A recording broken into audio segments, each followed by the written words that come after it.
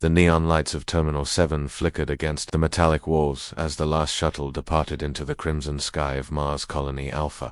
Stein adjusted his prosthetic arm. The mechanical joints worried softly as he made his final rounds through the spaceport. After 20 years in the Galactic Defense Force and 3 years as head of security at this forgotten outpost, he thought he'd seen everything.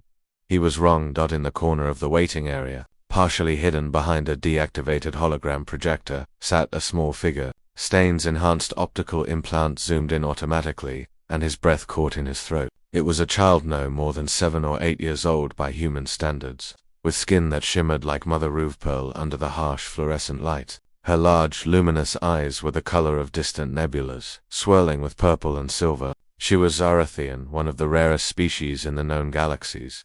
But what struck Stein most wasn't her alien features. It was the crude mobility chair she sat in, cobbled together from what looked like salvaged parts and anti-gravity pads that sputtered intermittently. Her lower limbs were twisted at unnatural angles, clearly unable to support her weight, and she was completely alone. Stein approached slowly, not wanting to startle her. "Hey there," he said softly, crouching down to her eye level. "I'm Stein. What's your name?" The girl looked up at him with those impossibly deep eyes. For a moment, she said nothing. Then, in a voice like wind chimes, she whispered, Fiza. Stein repeated, offering a gentle smile. "That's a beautiful name. Where are your parents, Fiza?" The girl's luminescence dimmed slightly, a sign of sadness in her species. Stein remembered from his military training. "They left," she said simply. "Said I was broken. Said I couldn't come to the new colony."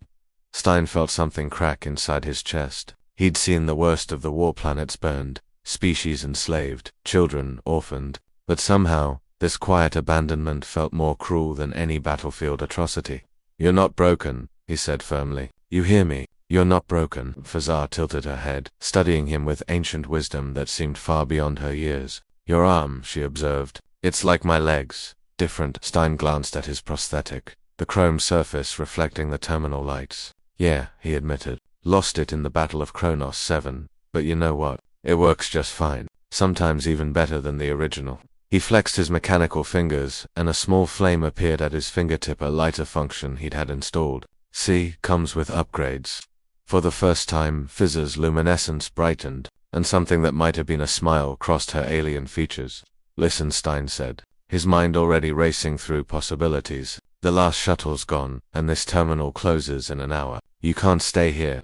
He paused, making a decision that would change everything. "How would you feel about coming home with me tonight? Just until we figure things out." Fizz's eyes widened. "You, want me?" The question pierced through every defense Stein had built over the years. "Yeah, kid. I want you." That night, as Stein carried Fizz's mobility chair up to his small apartment above the spaceport, he contacted every adoption agency, refugee organization, and social service within 5 systems. The responses were all the same. No one wanted a disabled alien child. The Zarathian embassy claimed they had no resources for defective members of the species.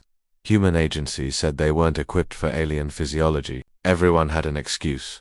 Days turned into weeks. Stein learned to cook Zarathian protein pastes and installed grab bars throughout his apartment. He researched specialists who worked with alien disabilities and spent his savings on a proper anti-gravity chair that would give Pfizer real mobility. He taught her to read Galactic Standard and listened to her stories about her home planet, a world she'd never see again. Fiza, in turn, taught Stein things he'd forgotten. She showed him how to find joy in small moments, the way starlight refracted through the dome, the taste of synthetic strawberries from the market, the sound of laughter echoing through empty corridors. She never complained about her condition, never wallowed in self-pity. She simply lived, with a resilience that humbled the battle-hardened veteran. 3 months after finding Stein sat in the waiting room of the Intergalactic Adoption Bureau, his prosthetic hand holding Fizz's delicate, 3-fingered one. She looked up at him nervously as they waited for the final approval. "What if they say no?" she whispered.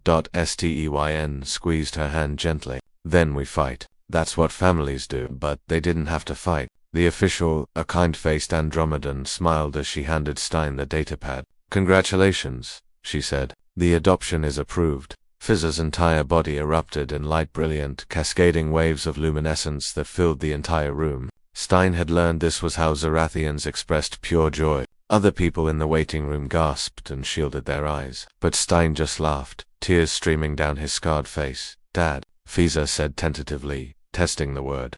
Yeah, sweetheart, Stein replied, pulling her into a careful embrace. Dad. As they left the bureau and headed back to the spaceport, Stein reflected on the irony. He'd spent 20 years fighting wars to protect the innocent, and in all that time he'd never saved anyone who mattered quite like this. The little alien girl abandoned at Terminal 7 hadn't needed a soldier, she'd needed a father, and the grizzled veteran, who thought his heart had turned to stone somewhere between the trenches and the medal ceremonies, discovered he'd needed a daughter just as much. In the end, they'd saved each other,